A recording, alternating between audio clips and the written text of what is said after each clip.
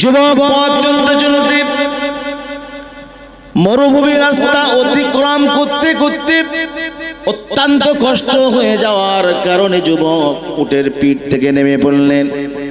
উটের পিঠ থেকে নেমে পড়ে উটটাকে একটা দড়ি দিয়ে রশি দিয়ে গাছের গায়ে বেঁধে দিলেন। ওই যুবক ছেলে যার পরিশ্রম হয়ে যাওয়ার কারণে, কষ্ট হয়ে যাওয়ার কারণে গাছ তলাতে বসে পড়লেন। বসতে দেরি, ঘুমাইতে দেরি না, এই যুবক ঘুমিয়ে পড়েছেন। গাছতলাতে যখন ঘুমিয়ে পড়েছেন, ঘুমের মাঝে উটের দড়িটা ছিঁড়ে যে উটটা পালিয়ে গিয়েছে। উট যেতে যেতে আল্লাহর একজন বান্দা খেজুর গাছের চারা বাগান লাগিয়েছিল। উট যেতে যেতে ওই খেজুর গাছের চারা বাগানের গাছগুলো মারিয়ে দিয়ে, পা দিয়ে মারিয়ে দিয়ে যায়। বাগানের মালিক বৃদ্ধা বুড়ো মানুষ উটটাকে তাড়ানোর জন্য পাথর নিক্ষেপ করে। পাথর মারতে মারতে এক পর্যায়ে এমন হলো, বাগানের মালিক বৃদ্ধা বুড়ো মানুষের পাথরের আঘাতে উটের কপাল ছিদ্র হয়ে যায়। রক্তক্ষরণ হতে হতে এক পর্যায়ে উটটা মারা গিয়েছে। বাগানের মালিক বৃদ্ধা মানুষ চিন্তা করে, আল্লাহ, আমি তো উটটা তো মেরে ফেলার জন্য মারি নাই, উটটা তাড়ানোর জন্য মারছিলাম, কিন্তু বেকায়দা লেগেছে, মরে গিয়েছে। যুবকের ঘুম ভেঙে গেল। গাছের গায়ে দড়ি দিয়ে উটটা বাঁধা ছিল। যুবক উটটা দেখতে পান না, হতাশ হয়ে গেলেন। আল্লাহ, মরুভূমি রাস্তা, কিভাবে মদিনার জমিনে যাব? উটটা কোথায় গিয়েছে? যে উটের পিঠে সওয়ার হয়ে এসেছি, উটটা কোথায়? উটের খোঁজ করতে করতে তিনি দেখেন সেই যে মাঠের ভিতরে উটটাতে মরে পড়ে রয়েছে। বাগানের মধ্যে একজন বৃদ্ধা মানুষ দাঁড়িয়ে আছে। এই যুবক ছেলেটা বৃদ্ধা মানুষকে বললেন, বাবা, এই বাগানের মালিক কি আপনি নাকি? বলে, হ্যাঁ বাবা, আমি হলাম এই বাগানের মালিক। উটটা কেন মরে পড়ে আছে? বৃদ্ধা মানুষ বললেন, বাবা, এই বাগানের মালিক হলাম আমি। খেজুর গাছের চারা বাগান লাগিয়েছি, গাছ সবে লাগিয়েছি। উটটা পা দিয়ে মারিয়ে দিয়ে নষ্ট করে চলছিল। আমি পাথর নিক্ষেপ করে করে উটটা তাড়ানোর জন্য পাথর মারছিলাম বাবা, কিন্তু এক পর্যায়ে এমন হলো, এই পাথরের আঘাতে উটের কপাল ছিদ্র হয়ে রক্তক্ষরণ হতে হতে উটটা মারা গিয়েছে। যুবক বললেন, বাবা, আমি হলাম মুসাফির নওজোয়ান যুবক, উটের পিঠে সওয়ার হয়ে পথ চলছিলাম, মদিনার জমিনে যাব। আমার উটটা তুমি মেরে দিয়েছো, বলো বলো। ও বাবা, বৃদ্ধা মানুষ, এখন আমি কিভাবে মদিনার জমিনে যাব? এই যুবক ছেলেটা রাগ সম্ভ্রম করতে না পেরে বৃদ্ধা বড় মানুষকে মারতে লাগে, প্রহার করতে লাগে। মারতে মারতে এক পর্যায়ে এমন হলো, এই যুবক ছেলেটার হাতে বাগানের মালিক বৃদ্ধা মানুষটাও মারা গিয়েছে। বৃদ্ধা মানুষটা যখন মরে গেল, এই যুবক ছেলেটা অবাক হলেন। আল্লাহ, রাগ সম্ভ্রম করতে না পেরে, রাগ সামলাতে না পেরে, যেহেতু উটটা আমার মরে গিয়েছে, এই রাগ সামলাতে না পেরে বৃদ্ধা মানুষকে মারছিলাম। আল্লাহ, মেরে ফেলার উদ্দেশ্য আমার ছিল না, কিন্তু বেকায়দা লেগে যে মরে গিয়েছে। আল্লাহ, এখন তো আমি খুনের আসামি হয়ে গেলাম। আল্লাহ, আমি তো মরে যাব, কিয়ামতের আদালতে তোমার কাছে কি জবাবদিহি করব? চিন্তায় পড়ে গেলেন। সন্ধ্যা গড়িয়ে এল। ওই বাগানের মালিক বৃদ্ধা বুড়ো মানুষ, তিনি যখন বাড়িতে যান না, ওই বুড়ো মানুষের দুটো ছেলে ছিল। আব্বার খোঁজে তারা বেরিয়েছে। সন্ধ্যার আগে আগেই আব্বা ঘরে আসে। সন্ধ্যা হয়ে গেল, আব্বা কেন ঘরে আসে না? রাত হয়ে গেল, আব্বার সন্ধান মেলে না। আব্বার খোঁজে ছেলে দুটো বেরিয়ে পড়েছে। বাগানে চলে এলো, লক্ষ্য করে দেখে বাগানের ভিতরে একটা উট মরে পড়ে আছে। তাদের আব্বা জান বৃদ্ধা মানুষ, বুড়ো মানুষটাও মরে আছে। বাগানের ভিতরে একজন যুবক দাঁড়িয়ে আছে। ওই বৃদ্ধার ছেলেরা এই যুবক ছেলেটাকে ডেকে বললেন, যুবক, ও যুবক বলো বলো, উটটা কেন মরে পড়ে আছে? আমাদের আব্বাকে কে মেরেছে বলো? এই যুবকটা হলেন মুসলমান, মিথ্যা বলবেন না। তাই এই যুবকদের সাথে বৃদ্ধার ছেলেদের বললেন, ভাইরা আমি হলাম মুসাফির নওজোয়ান যুবক, উটের পিঠে সওয়ার হয়ে পথ চলছিলাম ভাইরা, মদিনার জমিনে যাব, এমন অবস্থা ঘটে গিয়েছে তোমার আব্বা আমার উটটাকে মেরে ফেলেছে। আমি নিজের রাগ সামলাতে না পেরে তোমাদের আব্বাকে মারছিলাম, মেরে ফেলার উদ্দেশ্য আমার ছিল না, কিন্তু মারতে মারতে এক পর্যায়ে এমন হয়েছে আমার হাতে তোমাদের বৃদ্ধা আব্বা জান তিনি মারা গিয়েছে। হে বৃদ্ধার ছেলেরা, আমি হলাম খুনের আসামি, একজন মানুষকে মেরে ফেলেছি, খুনের আসামি হয়ে গিয়েছি। আপনারা যেটা ইচ্ছা নিয়ে চলেন, যেখানে গেলে বিচার ফয়সালা সঠিক পাবেন সেখানেই আমাকে নিয়ে চলেন, কোনো অসুবিধা নাই। বৃদ্ধার ছেলেরা বললেন, ও যুবক তুমি কি জানো তোমাকে কোথায় নিয়ে যাব? আমাদের আব্বা জানকে তুমি মেরে ফেলেছো, আমিরুল মুমিনিন খলিফাতুল মুসলিমিন ফারুক আযম ওমর রাদিয়াল্লাহু তাআলা আনহুর কাছে নিয়ে যাব, বিচার ফয়সালাটা ওখান থেকে হবে, তোমার মতামত বলো। ওই যুবক মুসাফির নওজোয়ান যুবক বলেন, চলো চলো আমি যেতে রাজি। সঙ্গে করে নিয়ে গেলেন রাসূলুল্লাহর সাহাবী ফারুক আযম আমিরুল মুমিনিন খলিফাতুল মুসলিমিন ওমর ফারুক রাদিয়াল্লাহু তাআলা আনহুর কাছে। বৃদ্ধার ছেলেরা যখন নিয়ে গেলেন, এই বিচারটা যখন দিয়ে দিলেন, খলিফাতুল মুসলিমিন আমিরুল মুমিনিন ওমর রাদিয়াল্লাহু তাআলা আনহু কোরআনের বিধান অনুযায়ী ইনসাফ প্রতিষ্ঠার জন্য, ন্যায় বিচার করার জন্য রাসূলুল্লাহর সাহাবী ওমর রাদিয়াল্লাহু তাআলা আনহু এই মুসাফির নওজোয়ান যুবককে ফাঁসির রায় দিয়ে দিলেন, মৃত্যুদণ্ড দেওয়া হলো। অর্থাৎ তুমি একজন বৃদ্ধা মানুষকে যখন মেরে ফেলেছো, তোমাকেও মৃত্যুদণ্ড দেওয়া হবে। শরীয়তের বিধান অনুযায়ী ইনসাফ প্রতিষ্ঠার জন্য, ন্যায় বিচার করার জন্য রাসূলুল্লাহর সাহাবী আমিরুল মুমিনিন খলিফাতুল মুসলিমিন ফাঁসির রায় দিয়ে দিলেন। ফাঁসির রায় হয়ে গেল। ওমর রাদিয়াল্লাহু তাআলা মুসাফির নওজোয়ান যুবককে বলেন, যুবক ও যুবক, এখনই তোমাকে ফাঁসির কাস্টে ঝোলানো হবে। বলো বলো, তোমার জীবনের কোনো শেষ আশা যদি থাকে, জীবনের কোনো শেষ দাবি যদি থাকে, জীবন ভিক্ষা ব্যতীত যে দাবি তুমি করবে পূরণ করার চেষ্টা করা হবে। ফাঁসিতে কাউকে যখন ঝুলানো হয় তাকে জিজ্ঞাসা করা হয়, কিছু খেতে চাও, কারোর সঙ্গে দেখা করতে চাও, জীবন ভিক্ষা ব্যতীত সে যা চায় তার দাবি পূরণ করার চেষ্টা করা হয়। হযরত ওমর রাদিয়াল্লাহু তাআলা যুবককে বললেন, যুবক ও যুবক, জীবন ভিক্ষা ব্যতীত জীবনের কোন শেষ দাবি যদি থাকে তুমি জানাতে পারো।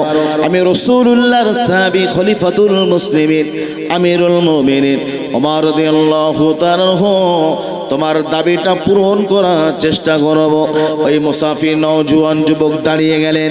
আমিরুল মুমিনিন খলিফাতুল মুসলিমিন হযরত ওমর রাদিয়াল্লাহু তাআলা কে লক্ষ্য করে বললেন, ও রাসূলুল্লাহর সাহাবী আমিরুল মুমিনিন খলিফাতুল মুসলিমিন, আমি হলাম মুসলমান একজন যুবক, বাড়ি থেকে যখন সফরে বেরিয়েছিলাম একজন ইহুদির কাছ থেকে কিছু টাকা ধার নিয়েছিলাম। আমি সফরে বেরিয়েছি, প্রতিমধ্যে এই ঘটনা ঘটেছে, ফাঁসির আসামি হয়ে গিয়েছি, আমাকে মৃত্যুদণ্ড দেওয়া হবে, ফাঁসিতে আমাকে ঝুলানো হবে, আমি মরে যাব। আমি যদি মরে যাই আর ইহুদির ঋণ যদি পরিশোধ করা না হয়, ওই ইহুদি বলবে মুসলমানদের এটা স্বভাব, ঋণ নিয়ে ধার নিয়ে পরিশোধ তারা করে না। ও খলিফাতুল মুসলিমিন আমিরুল মুমিনিন, আমার জীবনের শেষ দাবি হলো এটাই, আমাকে যদি কিছু দিনের জন্য ছুটি দিতেন, বাড়িতে যেয়ে অমুসলিম ইহুদি ভাইয়ের ঋণ পরিশোধ করে আসবো, তারপরে ফাঁসির দড়িটা আমার গলায় ঝুলিয়ে দেবে। আচ্ছা, এই দাবি মানা কি সম্ভব? যে বলছে আমাকে কিছু দিনের জন্য আমাকে ছুটি দিতে হবে, বাড়ি যাব, বাড়িতে যাওয়ার পরে ঋণ পরিশোধ করব, তারপরে আমি ফিরে আসব, তারপরে আমাকে ফাঁসিতে ঝুলাবেন। ওমর রাদিয়াল্লাহু তাআলা বললেন, এটা সম্ভব কিভাবে? তোমাকে যদি ছুটি দিই আর মৃত্যুর ভয়ে তুমি বাড়িতে যে নাও আসতে পারো, মোটেও অসম্ভব না। তাই তুমি যদি না আসো তাহলে আমি বিচার ফয়সালা কিভাবে করব? অর্থাৎ এইভাবে তো ছুটি দেওয়া যাবে না। যদি তোমার জায়গায় কেউ জামিন থাকে, উনি যদি না আসে, আমি জামিন হলাম, তাহলে তোমাকে ছুটি দেব। রাসূলুল্লাহর সাহাবারা বাসা, অনেক সাহাবায়ে কেরামের বাসা।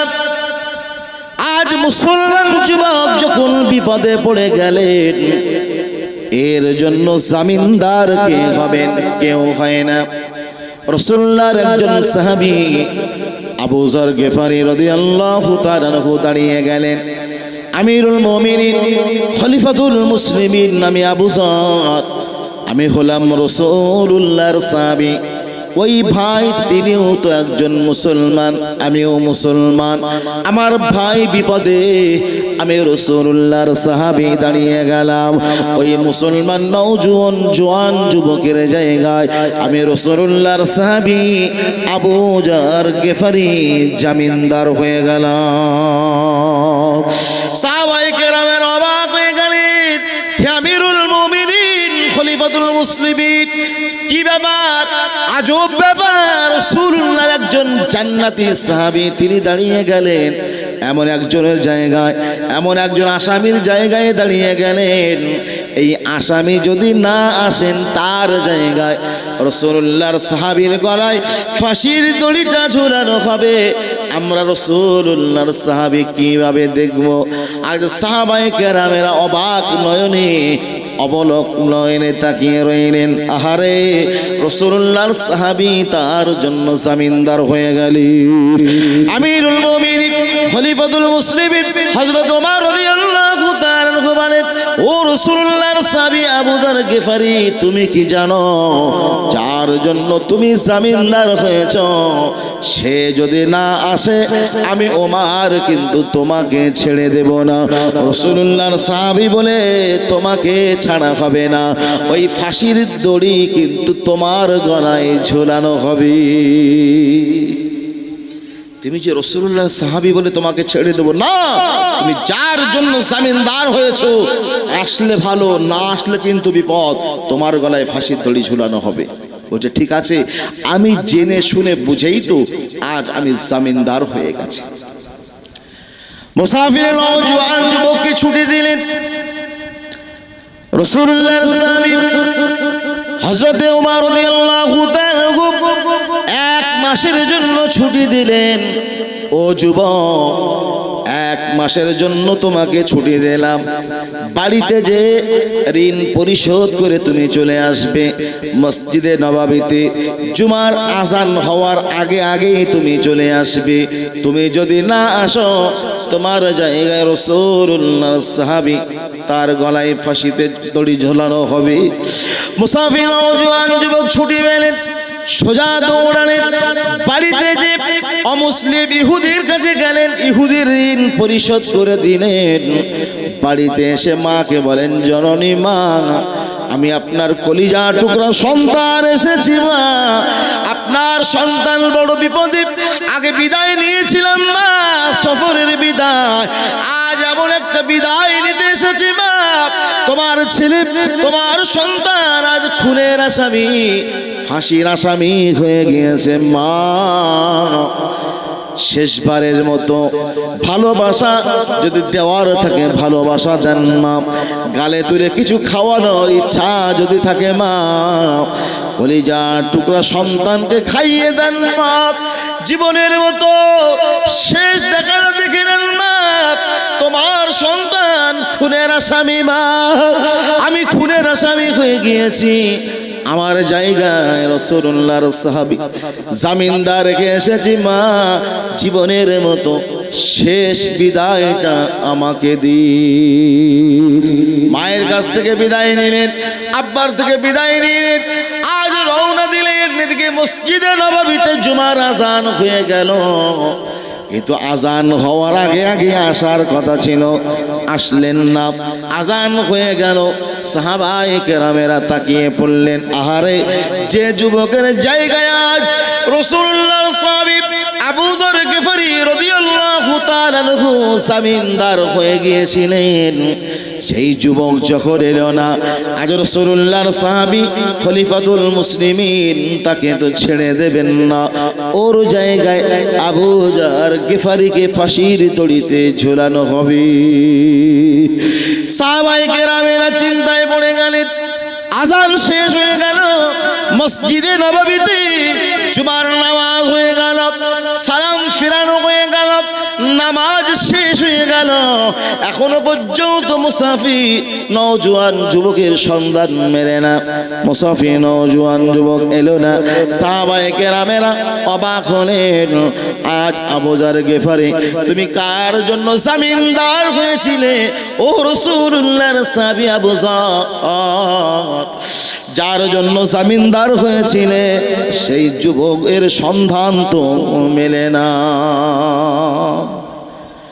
নামাজ শেষ হলো, হযরত ওমর রাদিয়াল্লাহু তাআলা মুসলিম জাহানের খলিফা, খলিফাতুল মুসলিমিন ফারুক আযম ওমর রাদিয়াল্লাহু তাআলা বললেন, ও রাসূলুল্লাহর সাহাবী আবু যর গিফারি রেডি হয়ে যাও, যার জন্য জামিন তুমি হয়েছিলে যুবক যখন এলো না, বৃদ্ধার ছেলেদের বিচার ফয়সালা দেব। ও রাসূলুল্লাহর সাহাবী আবু যর গিফারি রেডি হয়ে যাও, তোমার গলাতে ফাঁসির দড়ি ঝোলানো হবে। কি আবার ভাই ঘুমাচ্ছেন নাকি? আজ জামিনদার যিনি হয়েছিলেন রাসূলুল্লাহর সাহাবী আবু যর গিফারি রাদিয়াল্লাহু তাআলা আনহু রেডি হয়ে গেলেন। আমিরুল মুমিনিন খলিফাতুল মুসলিমিন ফারুক আযম ওমর রাদিয়াল্লাহু তাআলা আনহুকে বললেন, ও আমিরুল মুমিনিন খলিফাতুল মুসলিমিন, বিলম্ব নয়, আমি রাসূলুল্লাহর সাহাবী যার জন্য জামিন হয়েছিলাম সে যখন এলো না, ওই দড়িটা আমার গলায় আপনি ঝুলিয়ে দিন। ওমর রাদিয়াল্লাহু তাআলা জাল্লাদকে অর্ডার দিয়ে দিল, জাল্লাদ যাও নিয়ে যাও রাসূলুল্লাহর সাহাবী আবু যর গিফারির গলায় ফাঁসির দড়িটা ঝুলিয়ে দাও। জাল্লাদ নিয়ে এক পা এগিয়ে যায়, দু পা পিছিয়ে আসে। আল্লাহ, কার গলায় ফাঁসির দড়ি ঝোলাবো? আল্লাহ, রাসূলুল্লাহর যিনি সাহাবী ইনি তো দোষ করেন, আর এনার গলায় আমি ফাঁসির দড়িটা কিভাবে ঝোলাবো? জাল্লাদ যায়, এক পা এগিয়ে যায়, তার দু পা যেন পিছিয়ে আসে। চিন্তা করে আল্লাহ কার গলায় ফাঁসির দড়ি ঝোলাবো? এক পা এগিয়ে যায়, দু পা যেন পিছিয়ে আসে, এমন একটা অবস্থা। সেই সময় মসজিদে নববীর ভিতরে সাহাবায়ে কেরামেরা চিৎকার দিয়ে উঠে বললেন, আমিরুল মুমিনিন খলিফাতুল মুসলিমিন দাঁড়িয়ে যান, দাঁড়িয়ে যান, জাল্লাদ দাঁড়িয়ে যাও, মদিনার ধুলাবালি উড়িয়ে কে যেন একজন আসে। ও জাল্লাদ দাঁড়িয়ে যাও, মদিনার ধুলাবালি উড়িয়ে কে যেন আসে। খুব দ্রুত গতিতে মসজিদে ধুলাবালি উড়িয়ে ঘোড়া ছুটি সেই মুসাফির নওজোয়ান যুবক আমিরুল মুমিনিন খলিফাতুল মুসলিমিনের কাছে হাজির। ও আমিরুল মুমিনিন খলিফাতুল মুসলিমিন, বিলম্ব নয়, দেরি করবেন না। আহারে আমার জন্য রাসূলুল্লাহর সাহাবী জামিনদার হয়েছিলেন, তার গলায় ফাঁসির দড়ি, আর বিলম্ব নয়, বেয়াদবি করে ফেলেছি। রাসূলুল্লাহর সাহাবীর গলা থেকে ওই ফাঁসির দড়িটা নিয়ে আমি মুসাফির নওজোয়ান যুবক খুনের আসামি, আমার গলায় দড়িটা পরিয়ে দিই।